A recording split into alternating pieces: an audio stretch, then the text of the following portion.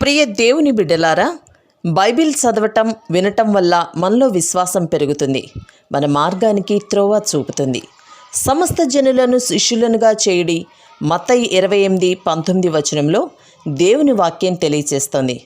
Telugu బైబిల్స్ను RRK మూర్తి గారు research చేసి విశ్లేషణ చేసిన బైబిల్లోని ప్రతి అధ్యాయాలను వచనాలను వరుస క్రమంలో అనగా ఆదికాండం నుండి ప్రకటనా గ్రంథం వరకు ఇవ్వబడుతుంది. ప్రతి ఒక్కరూ ఆధ్యాత్మికంగా విశ్వాసంలో బలపడి మీ జీవితంలో ఎదుర్కొంటున్న సమస్యల నుండి విడుదల పొందండి. ప్రతి ఒక్కరూ మీ దీవెన టీవీని సబ్స్క్రైబ్ చేసి ఈ వాక్యాన్ని లైక్ చేసి మీ మిత్రులకు బంధువులకు షేర్ చేయండి. దేవుని సువార్తను ప్రకటింపబడుటలో మీరు పాలిభాగస్తులు కండి. ప్రియ శ్రోతలు, ఈ రోజున మనం హోషియా గ్రంథం ఉపోద్ఘాతం వినబోతున్నాము. ఏకాగ్రతతో వినండి. ఈ గ్రంథంలో దేవుని విశ్వసనీయత ఎంత గొప్పదో చెప్పబడింది, చూపబడింది. హోషియా గ్రంథం మొదలుకొని మలాకీ గ్రంథం వరకు 12 గ్రంథాలు ప్రవచన గ్రంథాలే. చిన్న ప్రవక్తల గ్రంథాలు అనే కంటే ప్రవక్తల చిన్న గ్రంథాలు అంటే సమంజసంగా ఉంటుంది. యెషయా, ఇర్మియా, యెహెజ్కేలు, దానియేలు పెద్ద గ్రంథాలు. గ్రంథాలు పెద్దవైనా చిన్నవైనా ప్రవక్తలలో చిన్న ప్రవక్తలని పెద్ద ప్రవక్తలని విభజన లేదని మనం గ్రహించాలి. ప్రవక్తలందరూ దేవుని పక్షాన దేవుడు మాట్లాడిస్తే మాట్లాడారు, ప్రవచించారు. ఈ ప్రవక్తలు జాతీయ భావాలు గల దైవ సేవకులు. దేవుని ప్రజలు ధర్మశాస్త్రాన్ని మీరినప్పుడు, దశాజ్ఞలను ఉల్లంఘించినప్పుడు ప్రవక్తలు నోరు తెరచి మాట్లాడారు. ఈ 12 ప్రజలను గద్దించారు, అన్యజాతులలో కలిసిపోవద్దని హెచ్చరించారు. రాజకీయంగా నైతికంగా భ్రష్టులైపోతూ ఉంటే వారిని కఠినంగా గద్దించారు. ఇశ్రాయేలీయులు దేవునికి దూరమైపోకూడదని ఈ ప్రవక్తలు ఖండితంగా ప్రబోధించారు. హోషియా కాలంలో ఇశ్రాయేలు రాజ్యం 2గా చీలిపోయి ఉంది. ఉత్తర రాజ్యమైన ఇశ్రాయేలుకు హోషియా ప్రవచనాలు పలికాడు. దక్షిణ రాజ్యం యూదా రాజ్యం.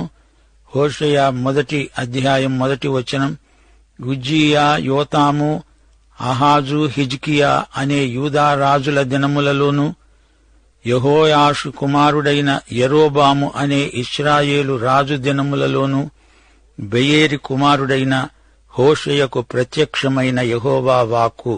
హోషేయ ఉత్తర రాజ్యమైన ఇశ్రాయేలుకు ప్రవక్త. హోషేయకు ఆమోసు సమకాలికుడు. మీకా, యెషయా కూడా హోషేయాకు సమకాలికులే. అయితే మీకా, యెషయా యూదాకు ప్రవక్తలు. హోషేయ 50 సంవత్సరాలు సేవ చేశాడు. ఇశ్రాయేలు చెరతో ఇతని ప్రవచనాలన్నీ నెరవేరాయి. ఇర్మియా దక్షిణ రాజ్యానికి ప్రవక్త. హోషియా మాటలు ఇర్మియా మాట్లాడినట్లే ధ్వనిస్తాయి.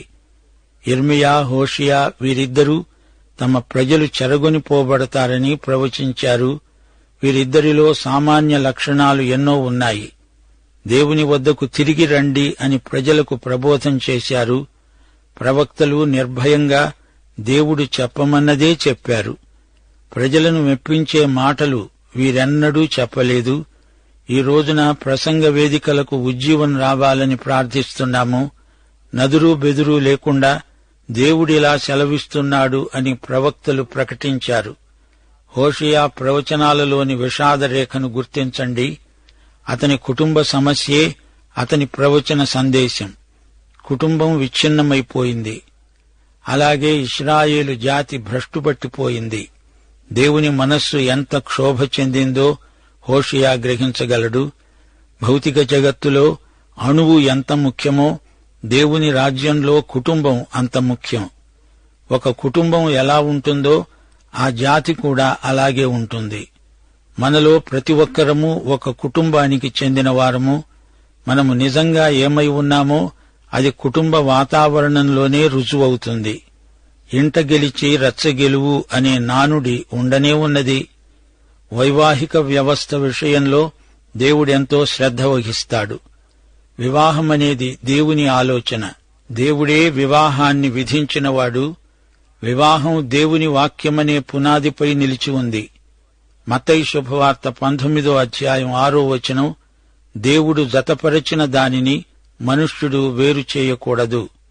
సృష్టిలో మొట్టమొదటి పెండ్లి జరిగించినవాడు దేవుడే. వివాహం దేవుని చిత్తం, దేవుని క్రియ, దేవుని ఆజ్ఞ. దేవుడు లేని పెండ్లి అదొక పెళ్లి కాదు. మార్కు సువార్త 10వ అధ్యాయం 8వ వచనం, వారిద్దరూ ఏక శరీరము గనుక వారిద్దరుగా ఉండక ఏక శరీరముగా ఉంటారు. ఆదాము ఏదెను తోటను విడిచిపోకముందే దేవుడు వివాహ వ్యవస్థను నెలకొల్పాడు. ఆదాము హవ్వలకు చర్మపు అంగీలిచ్చాడు దేవుడు. వారికి పెళ్లి చేసి వారిద్దరినీ భార్యాభర్తలనుగా ప్రకటించాడు దేవుడు. వివాహం పవిత్ర బంధం, రెండు జీవితాల మేలు కలయిక. హెబ్రీ పత్రిక 13వ అధ్యాయం 4వ వచనం, వివాహము అన్నిటిలో ఘనమైనది, దీనిని ఎవరూ విచ్ఛిన్నం చేయజాలరు. మరణం మాత్రమే భార్యాభర్తలను విడదీయగలదు. వ్యభిచార కారణాన్ని బట్టి వివాహం విచ్ఛిన్నమైపోతుంది. లేవియకాండం 20వ అధ్యాయం 10వ వచనం ఈ విషయాన్ని ఖండితంగా చెబుతోంది. పరుని భార్యతో వ్యభిచరించిన వారికి, అనగా తన పొరుగువాని భార్యతో వ్యభిచరించిన వానికి, ఆ వ్యభిచారిణికి మరణశిక్ష విధించాలి. కన్యక వ్యభిచరిస్తే ద్వితీయోపదేశకాండం 22వ అధ్యాయం 20-21 వచనాలలో కఠిన శిక్ష విధించబడింది. ఆ చిన్నదానియందు కన్యక లక్షణములు కనబడని ఎడల వారు ఆమె తండ్రి ఇంటి వద్దకు ఆ చిన్నదానిని తీసుకొని రావాలి. అప్పుడు ఆమె ఊరివారు ఆమెను రాళ్లతో చావగొడతారు. ధర్మశాస్త్ర కాలంలో వ్యభిచారిని రాళ్లతో కొట్టి చంపుతారు. భార్యాభర్తలలో ఏ ఒక్కరు వ్యభిచరించినా ధర్మశాస్త్రం ఆ వ్యక్తిని శిక్షించి చంపుతుంది. భార్యగాని భర్తగాని చనిపోతే మిగిలిన వ్యక్తికి మళ్లీ పెళ్లికి అభ్యంతరం ఉండదు. అయితే అది ధర్మశాస్త్ర కాలం. ఇప్పుడు కృపాకాలం. కుటుంబంలో తల్లి ముఖ్యమైన వ్యక్తి. స్త్రీ సౌశీల్యం కుటుంబానికి గొప్ప ఆశీర్వాదం. ఒక కుమార్తెగా, భార్యగా, తల్లిగా ఒక స్త్రీకి దేవుడు ఎంతో విలువ ఇచ్చాడు. స్త్రీ శీలం పాడైతే అంతా పాడైపోతుంది. హోషియా గ్రంథంలోని స్త్రీని చూడండి. ఆమె పతిత. ఆమె మూలంగా ఆ కుటుంబమంతా పాడైపోయింది. వివాహానికి స్త్రీకి దేవుడు ఆపాదించిన విలువ ఏమైంది? గోమెరు అనే స్త్రీ మాదిరి ఎలాంటిది? గోమెరును దృష్టాంతంగా తీసుకొని దేవుడు హోషేయ గ్రంథంలో ఇశ్రాయేలుకు గొప్ప సందేశం ప్రకటిస్తున్నాడు. దేవుని హృదయంలోని బాధ, తన ప్రజల పాప ప్రవర్తనను గురించిన వేదన, విషాదం ఈ గ్రంథంలో వ్యక్తం చేయబడ్డాయి. అది ఎఫ్రాయిము ప్రాంతం, కొండసీమ. ఆ గ్రామంలో ఒక యువకుడు, ఒక యువతి ఉన్నారు. అతని పేరు హోషేయ, ఆమె పేరు గోమెరు. వారిద్దరూ ఒకరినొకరు ప్రేమించుకున్నారు. ఈ కథ మనకు కొత్తదేమీ కాదు. ఒక యువకుడు, ఒక యువతి పరస్పరం ప్రేమించుకున్నారు. ఇది కథ. హోషేయ గోమెరు ప్రేమ జంట. అయితే ఆ దంపతుల మధ్య ఏమి పొరపొచ్చెము వచ్చిందో ఏమో. గోమెరు చెయ్యకూడని పని చేసింది, వ్యభిచరించింది, పరాయి పురుషుడితో అక్రమ సంబంధం పెట్టుకుంది. హోషేయ గుండె పగిలిపోయింది. ఈ పరిస్థితిలో అతడు అవమానం భరించలేకపోయాడు. మోషే ధర్మశాస్త్రానికి ఫిర్యాదు చేస్తే ఆమెను అక్కడికక్కడే రాళ్లతో కొట్టి చంపుతారు. ఆమె భర్తను మోసగించిన వ్యభిచారిణి. ఈ సంఘటన తరువాత 700 సంవత్సరాలకు అదే ప్రాంతంలో యోసేపు అనే వ్యక్తికి మరియ అనే కన్య ప్రదానం చేయబడింది. అతడు మరియ గర్భవతి అని తెలుసుకుని ఆమె శీలాన్ని శంకించాడు. దేవుడతని అపోహను తొలగించాడు. గాని ఇక్కడ గోమెరు విషయం నిజం. ఆమె వ్యభిచారం చేస్తున్నది. ఈ నేపథ్యంలో హోషేయ గ్రంథం రాయబడింది. మొదట యెహోవా హోషేయ ద్వారా ఈ మాట సెలవిచ్చాడు.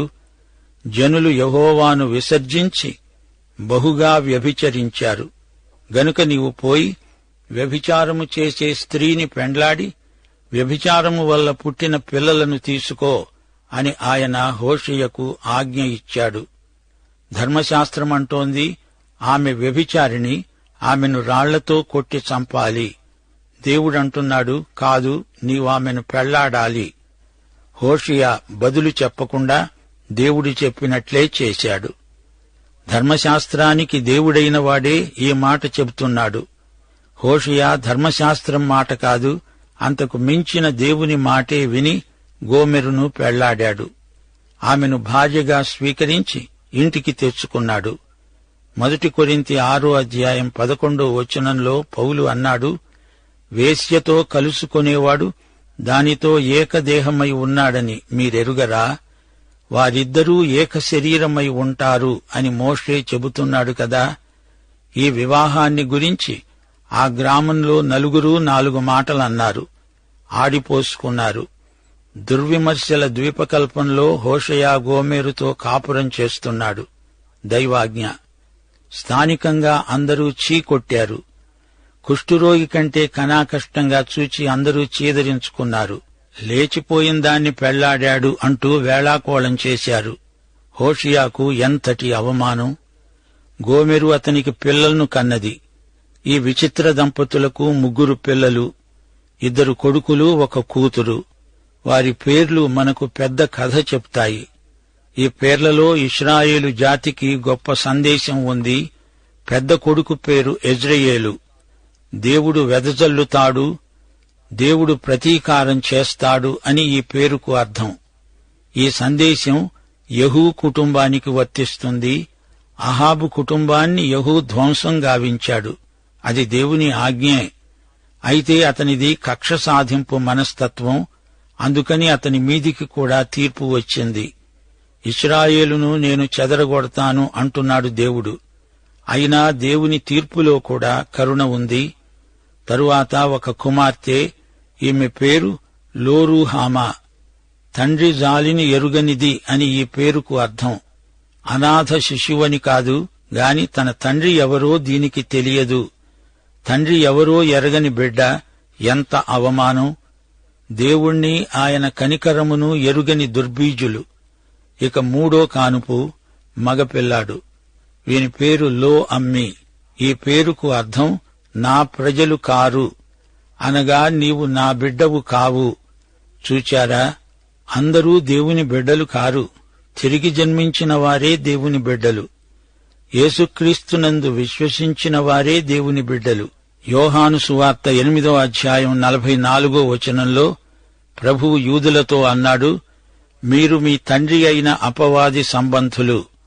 మేము దేవుని సంతానము అని చెప్పడానికి వారికి హక్కే లేదు. సోదరుడా, సోదరి, నీవు లో అమ్మీవా? నీవు దేవుని బిడ్డవేనా? కాకపోతే ఇప్పుడే కావచ్చు.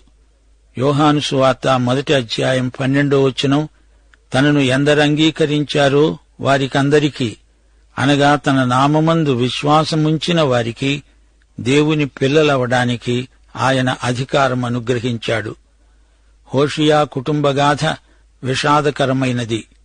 గోమెరు తిరిగి ఇల్లొదిలిపెట్టి లేచిపోయింది. తిరిగి తన పాత జీవితంలో పడిపోయింది.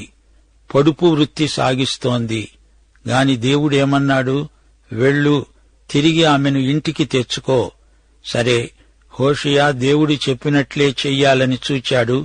పిల్లలను పంపాడు. వారు తల్లిని ప్రాధేయపడి అడిగారు. ఆమె రానన్నది. ఆ తరువాత ఆమె తనను తాను బానిసగా అమ్ముకున్నది. హోషేయ వెళ్లి ఆమె వెల చెల్లించి బానిసత్వం నుంచి విడుదల చేసి ఇంటికి తెచ్చుకున్నాడు. వింటున్నారా సోదరీ సోదరులారా? మన రక్షకుడైన యేసు ప్రభువు దీర్ఘశాంతం ఎంత గొప్పదో చూడండి. ఆయన మన సృష్టికర్త. మనము ఆయనకు చెంది ఉన్నాము. అయితే మనము ఆయనను విడిచి దూరంగా తొలగిపోయాము. లోకంలో దేవవ్యతిరేక వైఖరితో బ్రతికాము. మన ప్రేమను, అంతఃకరణను లోకానికే ఇచ్చివేశాము. మనమింకా పాపులమై ఉండగానే యేసు ప్రభువు మన పాపాలను క్షమించి మన కోసమై శిలువపై బలియాగమయ్యాడు. తన రక్తంతో మనల్ని కొన్నాడు. మనలను తన బిడ్డలనుగా చేసుకున్నాడు. ఆయన ప్రేమ ఎంతో త్యాగపూర్వకమైనది. సరే, ఇంత జరిగిన తర్వాతనైనా గోమెరు పశ్చాత్తప్తురాలై తన భర్తకు విశ్వసనీయురాలైందా? అయి ఉండవచ్చు.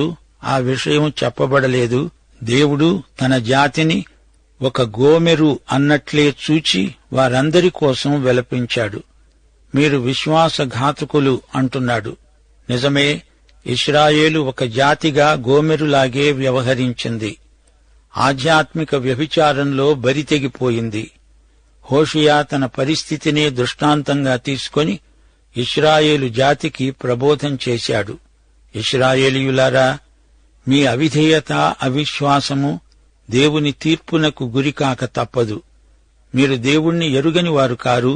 అయినా ఎందుకింత నైతిక విద్రోహానికి ఒడిగట్టారు? దేవుడు మిమ్ములను ఈజిప్టు నుండి విడుదల చేసి తెచ్చాడు గదా. మిమ్ములను పక్షి రెక్కల మీద తెచ్చినట్లు తెచ్చానే. అయితే మీరు చేసిందేమిటి అంటున్నాడు దేవుడు.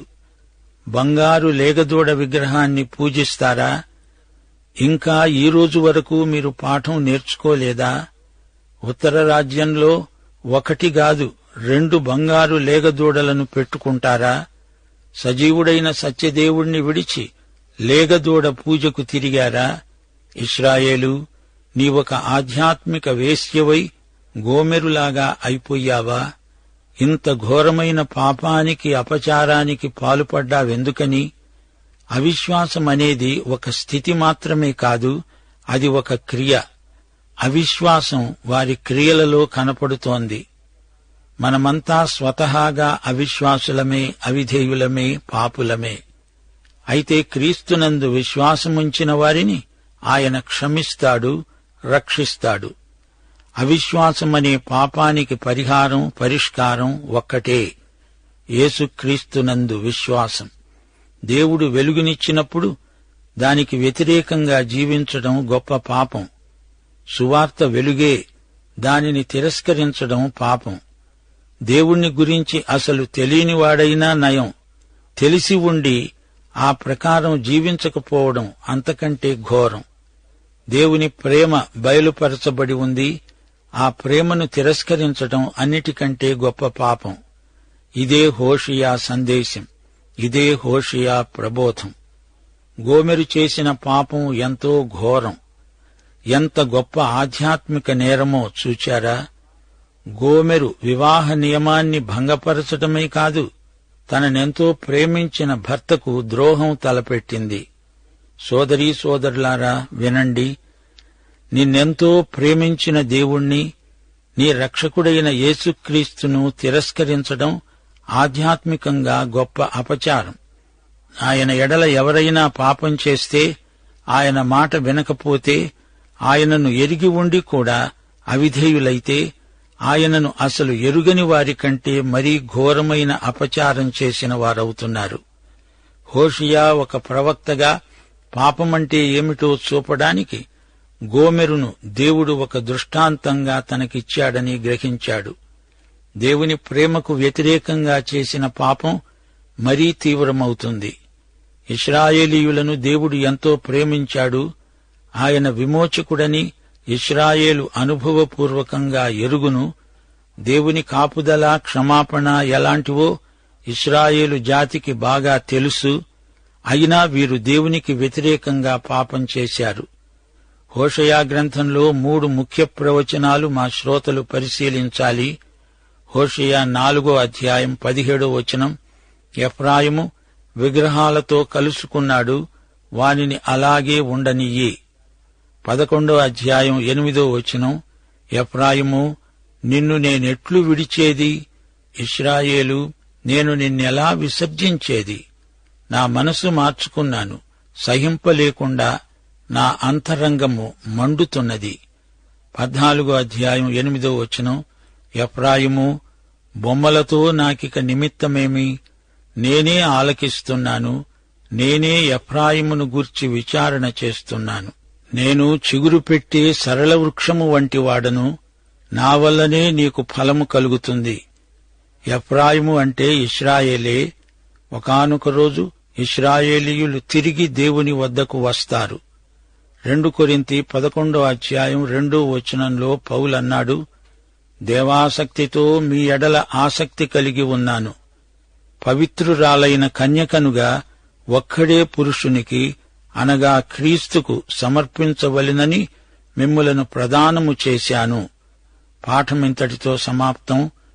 ప్రభు అయిన యేసుక్రీస్తు వారి దివ్యకృప, తండ్రి అయిన దేవుని పరమప్రేమ, పరిశుద్ధాత్మ యొక్క అన్యోన్య సహవాసము, సమాధానము మనకందరికీ నిత్యత్వము పర్యంతము తోడై ఉండునుగాక. ఆమేన్.